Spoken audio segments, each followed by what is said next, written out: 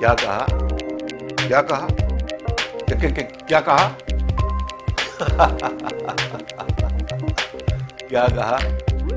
क्या कहा?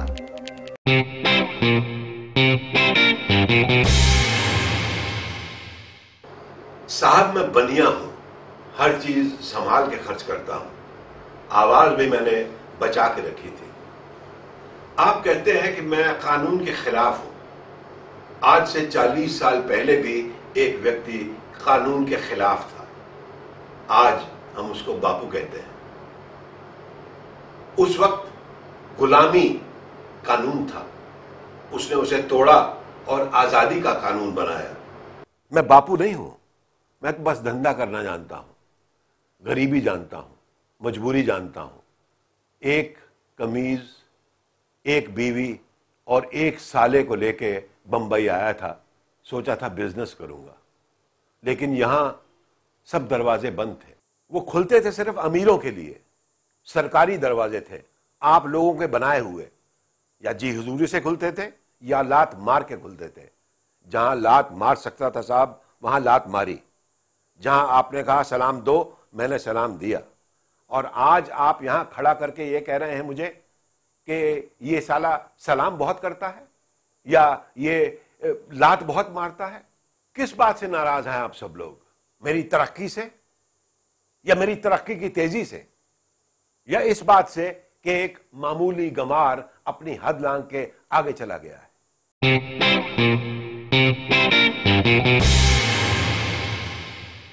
लो कर लो बात, हम कोई चीज नहीं है। हमारा नाम है अर्जुन सिंह, वल्द भीम सिंह, वल्द दशरथ सिंह।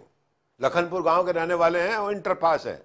गांव में अव्वल नंबर पे आए थे। पूरे गांव में मारे और दद्दू को छोड़ के कोई पढ़ा लिखा नहीं है, चौथी पास नहीं है। शहर में आने से पहले दद्दू ने 3 बातें सिखाई थी। पहली बात, पराई औरत और पराई दौलत पे हाथ नहीं रखना। दूसरी बात, जिसका नमक खाओ उसकी नमक हलाली करना। तीसरी बात, अन्याय कभी नहीं सहना। बोलो दद्दू ने ठीक कहा कि नहीं कहा? लो कर लो बात। बाबूजी ऐसी अंग्रेजी आवे है कि आई कैन लीव अंग्रेज behind, I can walk English, I can talk English, I can laugh English, because English is a very funny language sir.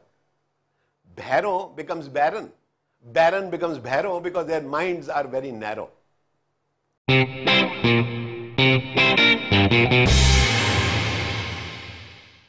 हाँ तो मिस्टर वाछानी, अगर आपको दिल्ली से मुंबई जाना हो तो आप कैसे जाएंगे? मान लीजिए आप एक प्लेन में सफर करते हैं और रास्ते में इमरजेंसी लैंडिंग हो जाती है और जयपुर में आपको उतारकर यह कहा जाता है कि यहां से आप बस, टैक्सी या कुछ और सवारी लेकर निकल जाएं। क्या आप जाएंगे? नहीं, आपके लिए दूसरे प्लेन की व्यवस्था होनी चाहिए। आपके लिए दूसरे प्लेन की व्यवस्था क्यों होनी चाहिए? माय लॉर्ड, अगर दिल्ली से मुंबई तक के सफर में किसी को बीच मझधार में नहीं छोड़ा जा सकता, तो जिंदगी के सफर में किसी को बीच मझधार में कैसे छोड़ा जा सकता है? मिस्टर वाछानी, आपने इन्हें मकान दिया ईंट और चूने का बना हुआ, उसको घर बनाया इन्होंने अपनी भावनाओं से, अपने जज्बात से। उसके साथ जुड़े हैं उनके बच्चों के पैदा होने की खुशियां, उनके बुजुर्गों की मौत का गम, उनकी बेटी की विदाई की यादें और उनके बेटी की शादी की शनाइयों की गूंज। और सर, दुनिया की कोई भी दौलत इन खुशियों के सामने रख दी जाए तो वो उसका मोल नहीं चुका सकती। तो फिर कैसे एक व्यक्ति को पैसा कमाने के लालच में दूसरे व्यक्ति का घर छीनने का हक दिया जा सकता है?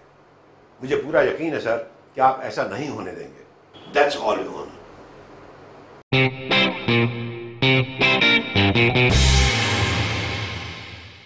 तो हमारा कैमरा रुका दरियागंज में, जहां पे एक शख्स घड़ियों की दुकानें ढूंढ रहा है क्योंकि उसने अपनी घड़ी ठीक करानी है और दुकान है कि मिल के दे नहीं रही। इतने में उसने देखा कि एक कमरा है, दरवाज़ा खुला पड़ा है, अंदर सारे कमरे में घड़ियाँ लगी हुई हैं, बाबा आदम के ज़माने की डिजिटल क्लॉक्स भी लगी हुई हैं, पुरानी भी हैं, एंटीक्स भी हैं। घुस गया अंदर, कोई नहीं था। मैं कह कोई है? कोई जवाब नहीं। और मैं कह कोई है? कोई जवाब नहीं। और मैं कह कोई है? इतने में अंदर से एक आवाज आई, अम्मा कौन चिल्ला रहा है बाहर? क्या बात है? जी घड़ी ठीक करानी। अरे हम घड़ी ठीक करते हैं क्या? ये घड़ी की दुकान है। फिर ठीक ही कर दे सर, हम तो खतना करते हैं, खतना कराना है। खतना कर दे हो तो फिर एक कड़ियां कड़ियाल क्यों लटकाए हुए जे? अबे हम तो खतना करते हैं तो क्या लटका दे यहाँ?